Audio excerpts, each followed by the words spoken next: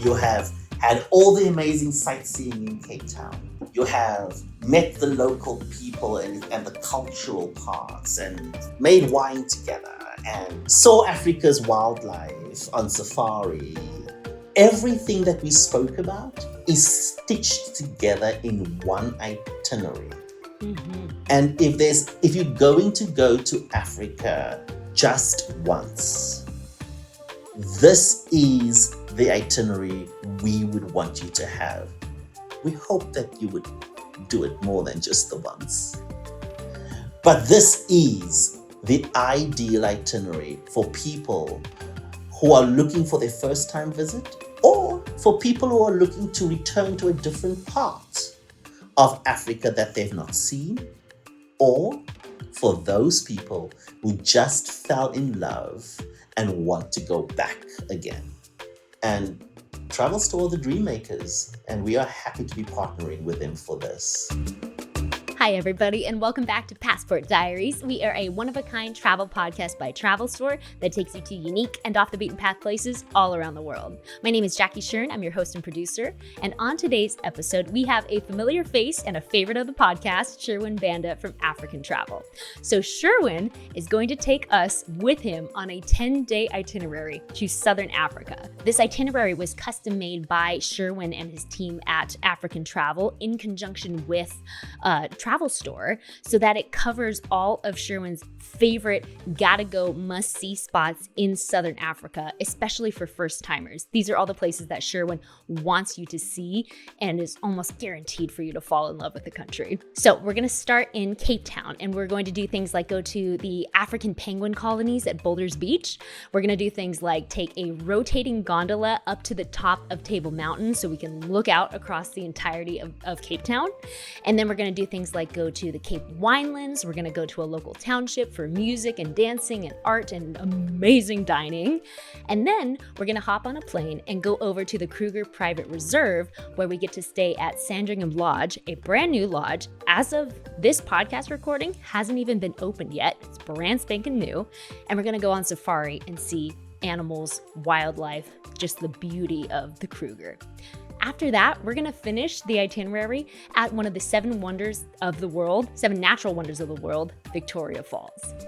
This itinerary is awesome. It's spectacular. And every piece of it was intentionally designed with every detail considered by Sherwin and his team in African Travel. And it includes some of the most gorgeous accommodations ever. We're starting with the Cape Grace Hotel in the waterfront in Cape Town. And then we're going to the Sandringham Lodge, which is the brand new lodge next to the Kruger Nature Reserve. And then you get to stay in these luxury tents at the Victoria Falls River Lodge, where you arrive by boat. I mean, it doesn't get any better than this. We're going to dive into the details of this itinerary with Sherwin in just a sec. But before we do, don't forget to subscribe to our podcast wherever you like to listen. We're on Apple Podcasts, Spotify, iHeartRadio, wherever you like to listen, we're there. And don't forget that we also have our YouTube channel, which has a video portion of this podcast. In it, we include photos and videos from our travel experts. Highly recommend watching the video that goes with this one. We're super excited to share this itinerary with you, so let's all grab our passports and join Sherwin Banda in South Africa. Oh, I am so excited because at African Travel, we've always been known to do experiences from scratch because we like understanding what the clients need and then working with travel advisors like at Travel Store. Together, we craft experiences for clients. So we always knew that we were good with that. And then we have a small group offering, which allows people to have a balance between self-discovery and being part of a small group. But there was a gap in our service offering for people who wanted to join a small group but have the same guide throughout the experience and having all the amazing inclusions that everybody would want if they were going to Africa. And so we came up with our concierge collection. And we were speaking with Travel Store about doing something unique for the travel store clients. And together we came up with a fully escorted program hosted by Travel Store to my native homeland, South Africa.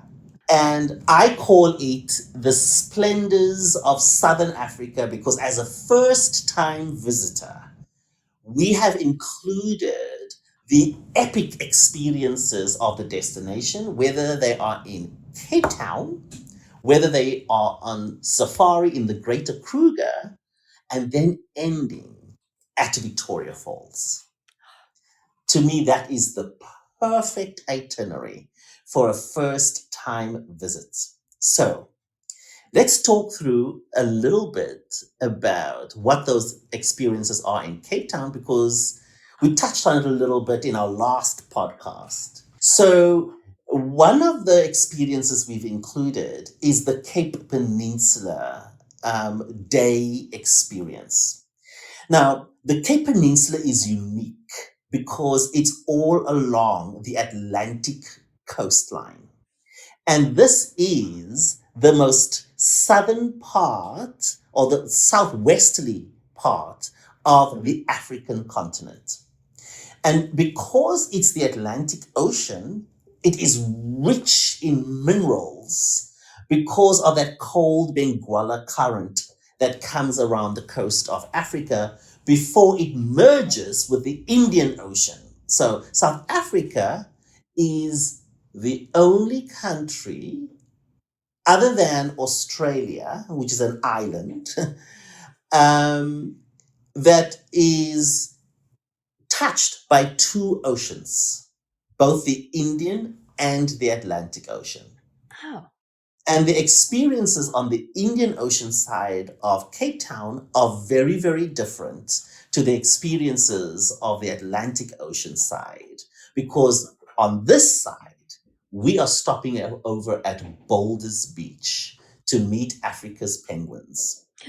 That will be one of the experiences. We also go up Table Mountain, which is a flat top mountain, which is where it gets its name. And when you ascend up Table Mountain, you are going in a vernacular that rotates a 360 revolution.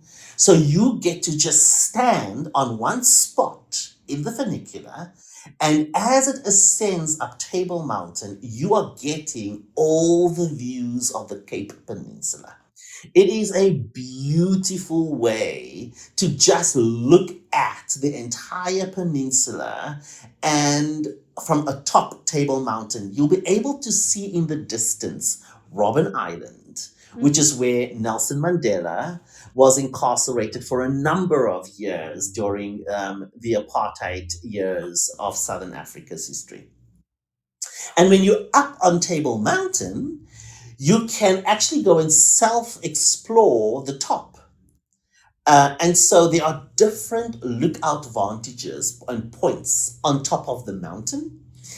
And it's actually here where you'll also see some wildlife, whether that may be baboons or whether that may be the dassies. Dassies is not a squirrel, but most people will think of it as a squirrel. It doesn't have a tail like a squirrel. It's a unique African species. So there's a lot of wildlife that you will run into and bump into as being part of that experience of Table Mountain, because the Table Mountain is actually part of the Table Mountain Reserve, including where you will see Africa's penguins on Boulders Beach. We stop for lunch after that experience, after seeing the penguins and going up Table Mountain. And one of the things that I absolutely love about this day is that you actually go and meet a lot of the locals, because a lot of these African artists are actually doing paintings and creating really beautiful art experiences. I've had people purchase another bag because of all the goodies that they find that they absolutely like, whether it is plates or forks or whatever it may be. It's always a fun way to go and see what these beautiful artists are making, and you can shop from local experiences point of view. Part of that Cape Peninsula experience, it is a full day, which means you're going to leave the hotel probably around 9:30, and you'll be back to the hotel around 5 p.m. And it's a full day. And so most people opt just to relax this time. But we are staying at the Cape Grace. Now, the Cape Grace Hotel is probably one of the most beautiful properties uh, on the Cape Town waterfront precinct. I used to be the general manager of the Table Bay, which is a property also on the waterfront. And I often got jealous as a GM, because the Cape Grace, it was a smaller property. They have an amazing whiskey bar, and it's on the side of the marina. So there's a lot of yachts that are keyed right there, which is really fantastic. Now, the Cape Grace is on the Victoria and Alfred precinct. The only place that I could even come close to thinking of what that could be like, um, just to give some people an idea, would be something like maybe the San Francisco Marina, where there's a lot of restaurants and shopping experiences where you can just walk to. Mm. It is a great place for people who want to go and self explore. And there's a selection of South African restaurants. Some of my favorite ones are located right there in the Victoria and Alfred waterfront. And then there's a selection. There's actually a new area. They have what they call sheds. There's a blue shed, there's a red shed, and each one of these sheds have experiences from shopping point of view, and it's authentically South African products. And then there's a food court. Now, I don't want you to think of a food court that you would think of when you go to a mall.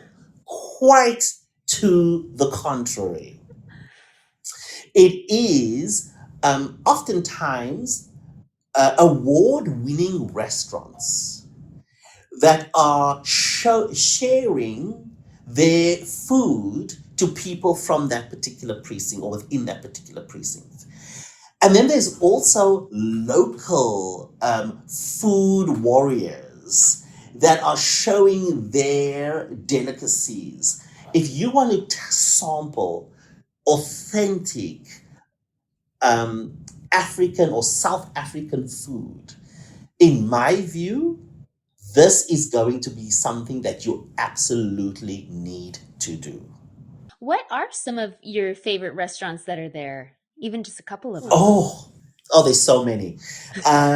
So some of my favorite restaurants are actually within the hotels. So the Silo has an amazing restaurant, and the food at the Silo is absolutely delicious. And because they are in the silo, above the silo is the Mocha, which is the Museum of Contemporary Art, Modern Art. So what I often do is I go to the museum, go and check all the modern art, and then I take the elevator down to the silo, and that's where I go and have my dining experience, which is absolutely fantastic.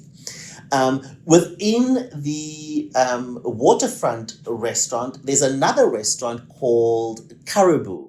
It's authentically South African dishes. And so you will find all of your South African fanfare that I love, that I grew up eating, that is taken up into a much more elevated experience. And then there's also Pigali. Pigali is one of, I grew up knowing of Pigali. It is a fun eatery that has South African fusion kind of food, which is really showcasing African food in a very, very different way. There's a Portuguese restaurant in the waterfront, which is absolutely fantastic. And what most people don't know is we actually have a Portuguese community as part of South Africa. In actual fact, my brother is married to a South African Portuguese woman. And so it's very, very part of South Africa's history, because Vasco da Gama actually discovered South Africa in the 1600s, 1652, and a lot of these Portuguese were introduced to South Africa. So we've been having a Portuguese community part of our culture and country for centuries now. So there are all these experiences that people can go and have and explore while being at the Cape Grace, because they are located within the precinct. You will not have a, a very little selection. You will have a large selection of things that you would want to do and explore when you are there after your day of sightseeing around the Cape Peninsula. The next day, we start off same time zones, timing, 9:30 to about 5 o'clock in the afternoon. But this time we are going to go to the Cape Winelands. Now, the Cape Winelands, in my view, is probably the most beautiful, picturesque part of Cape Town. Now, what is very interesting about the Cape Winelands is you have a Dutch area of the winelands, which is Stellenbosch and Paarl. And then you have the French area of the winelands, which is called Franschhoek. And you get to experience the wine regions, the diversity of the wine region, because there's the Dutch model of winemaking, and then there's the French model of winemaking. We are going to spend a lot of time on the French side, because when you go to the French side of Franschhoek, there are outdoor cafes, there are different art experiences that you can enjoy. And it's very interesting because the French Huguenots settled in this area of South Africa, and they brought with them all the skills of French winemaking. And over the years, that has evolved because the French winemaking skills had to be reshaped, because the architecture, the soil, the agriculture, everything was different. But a lot of those rich flavors and skills were brought and introduced into the South African winemaking experience. So when people think of going to the winelands, they think, well, do I need to love wine in order to enjoy this day? I mean, it's helpful, but it's not required, because I'm not a big wine drinker. While I enjoy having a glass of wine from time to time, I also like to understand other things in the wine region. So the other things that is available that I've absolutely loved was olive oil tasting. Now, people ask, well, how is that going to be a cool experience? It is a phenomenal experience when you taste the different olive oils with those warm, great South African breads. And you Mm-hmm. quickly learn that every olive oil has a flavor profile. And that flavor profile is going to bring something to the dish that you are going to make. And so understanding that profile also allows you to make better choices, cooking decisions around how you're going to prepare your dish. So while some people are doing the winemaking experience, and some people can bottle their own wine in terms of blending it, some people will just enjoy the wine tasting, some people will enjoy um, a wine and food pairing. And you can do all of that with the olive oil experience as well as the wine experience. Chocolate and wine, my Oh. favorite. And then there might be some people that say, you know what, I would actually like to do a little bit of a cooking experience. Mm. There are so many different options as part of the Winelands experience. So, if you love wine, yes, there are winemaking experiences. If you want to try something different, we have those options available as well in this beautiful setting of the wine region. And there will be time to go and explore between wine tastings, to go and explore the local area, to go and, go into the little artist shops or the little cafes. We have included lunch as Mm-hmm. part of this experience. And so it's a really, really lovely, a lovely day spent. The last day, we are going to take people into a local township. And it's probably one of whenever we do this for clients, this is the day that gets the most accolades because the township experience allows people to meet local people that have practiced their customs and traditions Mm-hmm. for centuries. But we also get to hear how the story, how they tell their stories, in oftentimes through song and dance. In some cases, we take them to different townships where they would experience women becoming the stewards of their own success in a very patriarchal society. How women have learned to run their own businesses and be successful, and how tourism is changing their livelihood and the livelihoods of the families they are raising. It is such a heartwarming, amazing experience. And if that's not enough, on the way back, we have some leisure time during the day, but then on the way back, we are going to have dinner.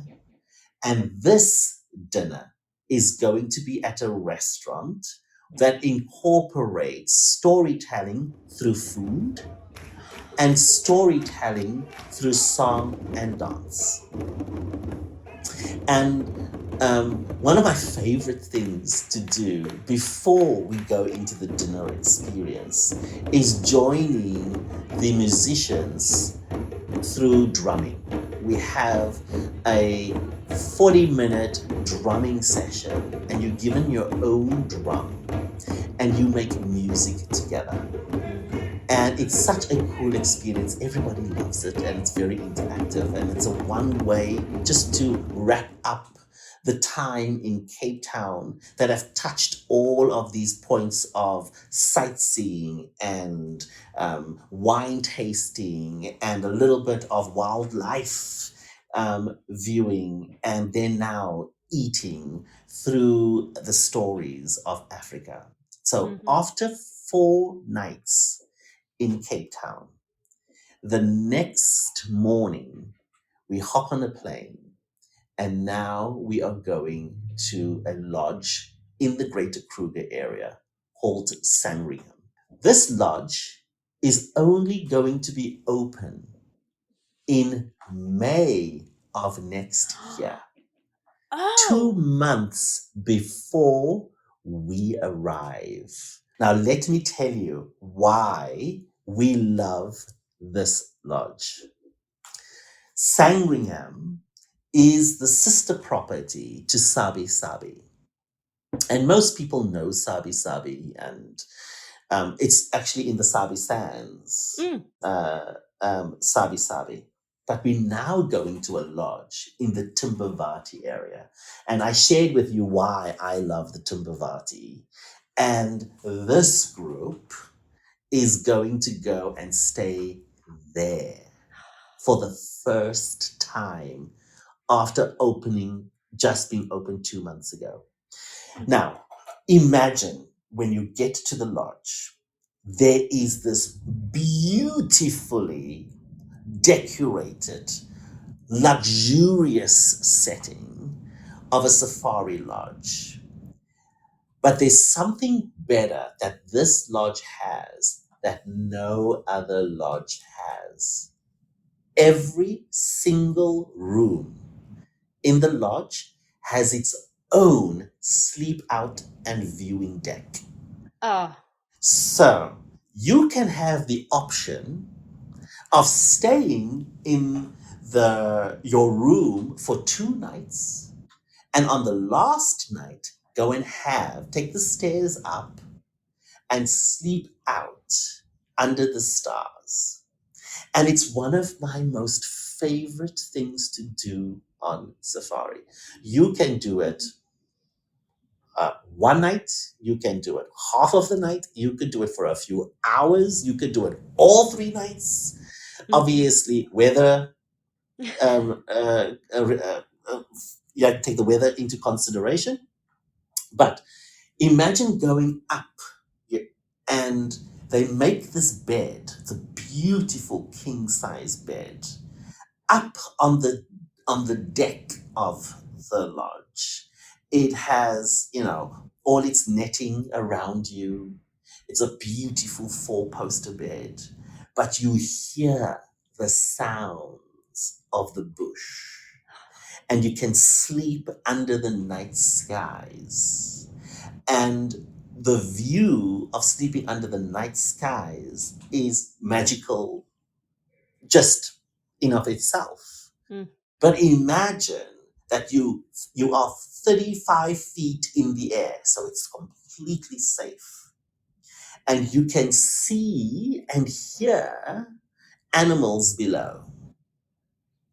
And so imagine having a nighttime flashlight, and you could see what's happening out at night from the safety of your room. Now, to me, that's a cool experience. We're going to be doing this for 2.5 days, 3 nights. Mm. And there are many different experiences apart from the amazing food that we're going to enjoy, the amazing wildlife that we are going to see, and then the evening sitting and having dinner together under the stars and recapturing what happened or throughout the day is going to be one of the highlights. And the staff there are so welcoming, and you will experience them firsthand on this particular trip. Even in the evenings, they love to make music together for the guests. Just a wonderful experience. So after 3 nights at Sandringham, you have had all the amazing sightseeing in Cape Town. You have met the local people and the cultural parts, and made wine together and drank wine together and saw Africa's wildlife on safari and goosebump moments. You leave the lodge and you fly to Victoria Falls. And we are going to go to Victoria Falls River Lodge. One of the best things that I love about arriving at Victoria Falls River Lodge, the vehicle drops you off upriver, and then you get onto boats and you come down the Zambezi River and you arrive by boat to the lodge. And just looking at the surrounding and what you might find as you come down the river in itself is an epic arrival experience. But then you get to the lodge and you're met by the lodge team with a beautiful drink of that's just going to be fantastic and local and nice and refreshing. You go to your room, and having stayed at Sandringham, which is amazing, here we are going to sleep in tents, luxury tents. Now, part of the charm of being at Victoria Falls River Lodge is just being able to hear what's happening in camp outside. And here, because we are staying right on the Zambezi, we get to do game viewing from both the vehicle point of view as well as the river. The first night, we are going to go and have a sunset cruise on the river. And that's where you will first discover not only the beautiful skyline, but you get to view animals from the side, from being on the river, but you see all these animals that are coming to drink on the sides of the river. And then we go into camp and we have our beautiful dinner before getting up the next morning. And now we are going to do a tour of Victoria Falls. Now, I was fortunate enough to go to Cornell, and it's in Ithaca. But one of the best activities to do is to take a ride to Niagara Falls. People who have been to Niagara Falls and you're on the American side, you get to go behind the water. But the best view of the falls is actually from the Canadian side. So when we are at Victoria Falls, we are on the side where we have the best view of the falls, because the falls is actually on the Zambian side.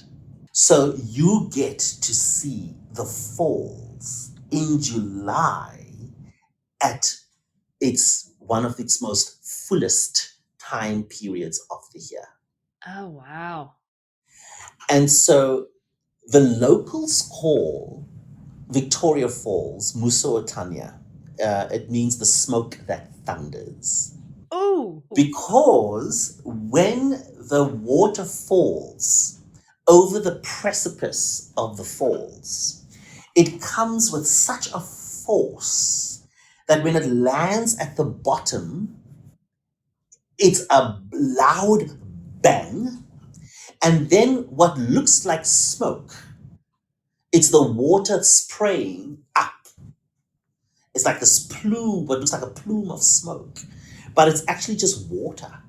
And it is so loud that if I stood next to you, I would not be able to hear you speak.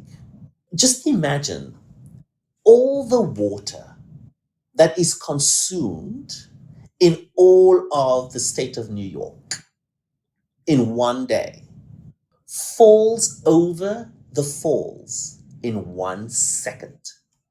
woo. It's the largest waterfall in terms of volume in the world. And because of that, not only is it the largest or longest, this is what makes it one of the 7 natural wonders in the world. Wow. And you get to see that on this particular trip. Get to see it, get to hear it, get to feel it. I'm sure that, like, you can feel the mist coming at you. Oh, from you far can. away. There's actually a section of the falls that looks like a rainforest. Because when the water falls over the falls and this plume of spray of water comes and back into the sky, it needs to land somewhere. So it lands on the edges of the falls.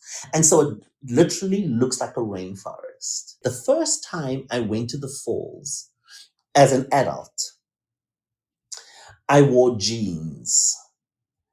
It was not a smart choice of clothing to wear because my jeans was wet and was stuck because I wanted to go everywhere. I walked from one end through down to the rainforest and I wasn't caring I was going to be soaked.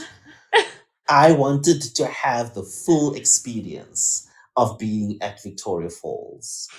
And it's something that will stay with you forever once you've seen it. It absolutely is. So I believe that together with Travel Store, we have put together an itinerary and an experience for Travel Store guests that will bring Africa to life, just as we've heard some of the storytelling from Jared, myself. Everything that we spoke about is stitched together in one itinerary.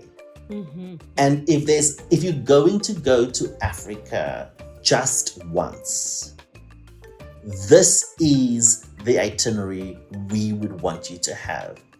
We hope that you would do it more than just the once. But this is the ideal itinerary for people who are looking for their first time visit or for people who are looking to return to a different part of Africa that they've not seen, or for those people who just fell in love and want to go back again. There is something for everyone. And Travel Store, the dream makers, and we are happy to be partnering with them for this. As a South African, we like to say, Enkosi kakhulu. That is, thank you very, very much for the opportunity for us to tell our stories. But enkosi kakhulu wena. Thank you because you are going to come and see it for yourself. I said it yesterday and I'll say it again.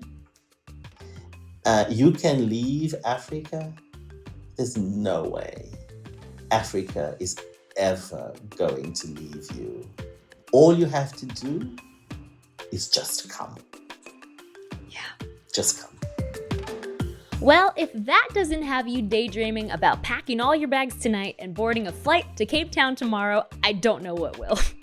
Thank you so much, especially to Sherwin Bandit, for joining us and sharing this amazing itinerary with us. He is such a wealth of information, and his passion for not only his home country, but the entirety of Africa is infectious. And we just really appreciate every time he joins us on the podcast to share his stories. We never get tired of them, and we hope you don't either.